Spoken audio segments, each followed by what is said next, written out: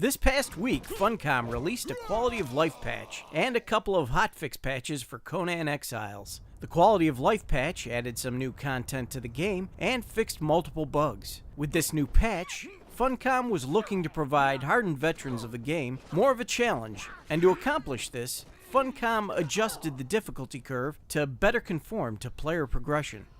You will see this when encountering different NPC factions in the game. In my travels of the Exiled Lands, I've noticed that it has become more difficult to slaughter multiple NPCs in places like Sepimiru and the volcano.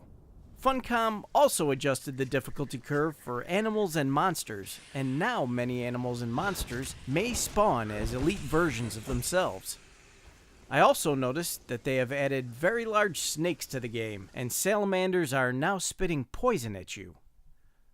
While Funcom has increased the difficulty of Conan Exiles, they have also increased the rewards, as NPCs now drop better loot and more of it. I was personally happy to see that NPCs were dropping armor once again. Another reward, in the form of supply boxes, are now being dropped by bearer thralls, which can now be opened to reveal a healthy quantity of materials, depending on the level of bearer thrall. The Unnamed City has been revamped to add more challenges for players that have completely leveled up. The new challenges come in the form of newly added name bosses and several mini-bosses. Once defeated, they will drop what is called Fragments of Power. These Fragments of Power can be consumed by your character, giving 10 extra feat points. Feat points gained from Fragments of Power will not disappear when using the Yellow Lotus Potion or the Potion of Natural Learning. And there is no cap on the amount of feat points that can be acquired through this method. Bosses in the Unnamed City will also be dropping random pieces of legendary armor, with each piece giving a particular buff to specific character attributes. One thing I saw recently while watching another gamer was the ability to get what looks to be another tier of crafting station. The furnace is the only one I can confirm seeing, and I'm pretty sure they were on an official server. I'm also pretty sure that they gained the feat during their adventure through the Unnamed City. Now, that is something I don't recall seeing in the patch notes, so check back to the channel for updates on this one. The Purge also got a long-awaited update and fix. Possible Purge hostiles will now include Veneer Hunters, Bandits, Jabal Sag Disciples, Snakes, Yetis, Alchemists, Crocodiles, and Rocknoses. The Black Yeti is a newly added monster, which you can now find in both the area to the southeast of the volcano and in the area of the mountains to the north-northeast of the Mounds of the Dead. The human NPCs in the Purge will no longer spawn naked, and named NPC bosses will now actually spawn during the Purge. The Purge certainly seems to be working as intended, as over the recent free Conan Exiles weekend, I helped defend bases from 3 different Purges. Now that the Purge actually works, I would have to say that the Purge has now become the greatest social event on my PvE server. Funcom has added a new crafting station called the Dismantling Bench, or as I like to call it, the Recycling Center. Initially, you could put just about anything you wanted to into the bench and get materials back. But then Funcom quickly dropped a hotfix that eliminated the ability to recycle arrows.